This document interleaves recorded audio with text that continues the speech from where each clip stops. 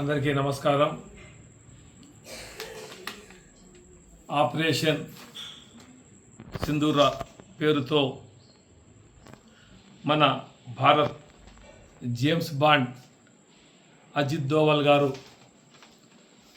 గత మంగళవారం రోజు పాకిస్తాన్ తీవ్రవాద స్థావరాలపై 9 చోట్ల వాళ్ళ శిబిరాలను ధ్వంసం చేయడం జరిగింది. తర్వాత పాకిస్తాన్ మన భారత్ బార్డర్లో ఉన్నటువంటి జనవాస గ్రామాలపైన దాడులు చేసి దాదాపు 80 మంది చనిపోవడం, వాళ్ళ గృహాలు అన్నీ కూడా నేలమట్టం కావడం జరిగింది. పాకిస్తాన్ మొదటి నుంచి కూడా మా దగ్గర అణు ఆయుధాలు ఉన్నాయి, మేము వేస్తాం, భారతదేశాన్ని బూడిద చేస్తామని చెప్పేసి మేకపోతు గాంభీర్యాన్ని ప్రకటించడం జరుగుతూ ఉంది. వాళ్ళ పరిస్థితి ఏంటి అనేది ఈనాడు వాళ్ళ ఆర్మీకి తెలుసు, ప్రజలందరికీ కూడా తెలుసు. ఈరోజు ప్రపంచ దేశాల్లో అన్నీ కూడా పాకిస్తాన్ భారత్ ఒక తీవ్రవాద దేశంగా ఈరోజు అన్ని రుజువులతో సహా భారత్ చూపించడం జరిగింది. పాకిస్తాన్కు సంబంధించి ఏ ఒక్క దేశం కూడా సపోర్ట్ చేసే పరిస్థితి కూడా లేదు. ఈరోజు చైనా కానీ, ఇరాన్ కానీ, మరి టర్కీ కానీ ఏ దేశాలు కూడా బాహటంగా వచ్చి మేము సపోర్ట్ చేస్తామనే పరిస్థితుల్లో లేదు. ఈరోజు పాకిస్తాన్ ప్రధానమంత్రి ఆయన అణు ఆయుధాలకు సంబంధించి మీటింగ్ పెట్టుకొని దాని గురించి చర్చించారని చెప్పేసి మీడియాలో కూడా రావడం జరిగింది. కానీ వాళ్ళకంటే ఎక్కువ అణు ఆయుధాలు కానీ శక్తి సామర్థ్యాలు కానీ భారత్కున్నంత పాకిస్తాన్ మనకు చాలా చిన్న దేశమని ఏ విషయంలో కూడా ఒక పక్క అక్కడ ఉన్నటువంటి ప్రజలందరూ కూడా తినేదానికి తిండి లేక పస్తులుంటుంటే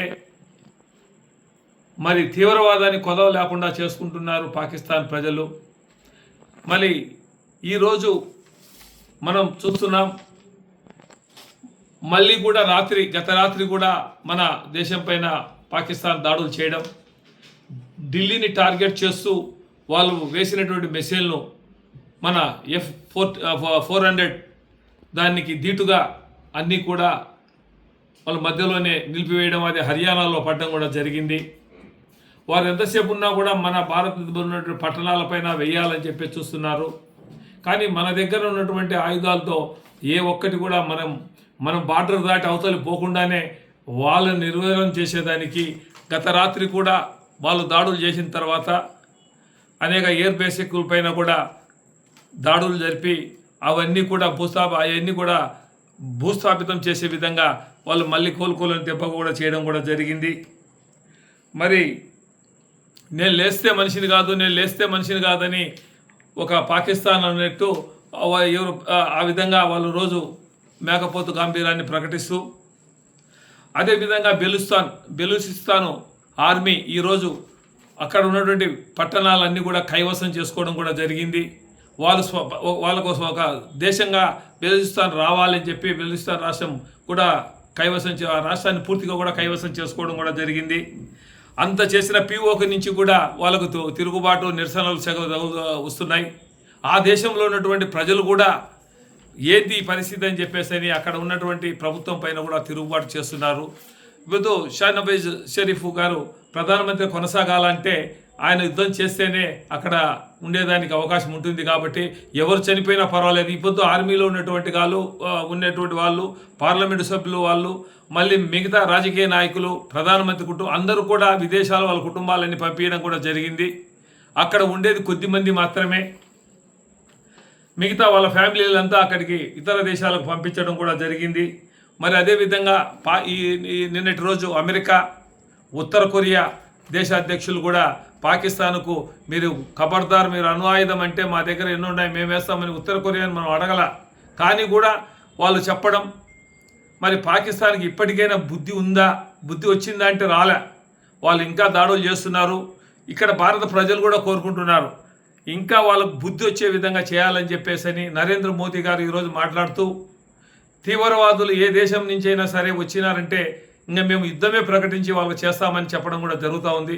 మరి ప్రజలు కూడా కోరుకునేది ఏమంటే తీవ్రవాదులకు ఆశ్రయం కల్పించినటువంటి ఇండియాలో ఉన్నటువంటి ఎవరైనా సరే వాళ్ళని ఎన్కౌంటర్ చేయాలి, వాళ్ళ ఇళ్లను బుల్డోజర్తో తొక్కిచ్చేసేయాలి, పడగొట్టేయాలి.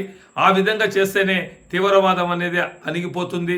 ఈరోజు భారత్లో ఉన్న ముస్లిమ్స్ అందరూ కూడా మనం పాకిస్తాన్కు బుద్ధి చెప్పాలని చెప్పే ఉద్దేశంతోనే అందరూ కూడా ఉన్నారు కాబట్టేసి, అదేవిధంగా మన తెలుగు తేజం అనంతపురం జిల్లా వాసి మురళీ నాయక్ వీరమరణం పొందడం, మరి ఆయన నిజంగా మన దేశం కోసం చిన్న వయసులో 25 ఏళ్ల వయసులోనే అమరవీరుడు కావడం, ఈరోజు మన దేశం యావత్తు 140 కోట్ల ప్రజలు కూడా అందరూ కూడా ఆయనకు వందనాలు చెప్తూ భారత్ మాతాకి జై, భారత్ మాతాకి జై అని జై హింద్ అని తెలియజేస్తూ సెలవు తీసుకుంటున్నా. నమస్తే.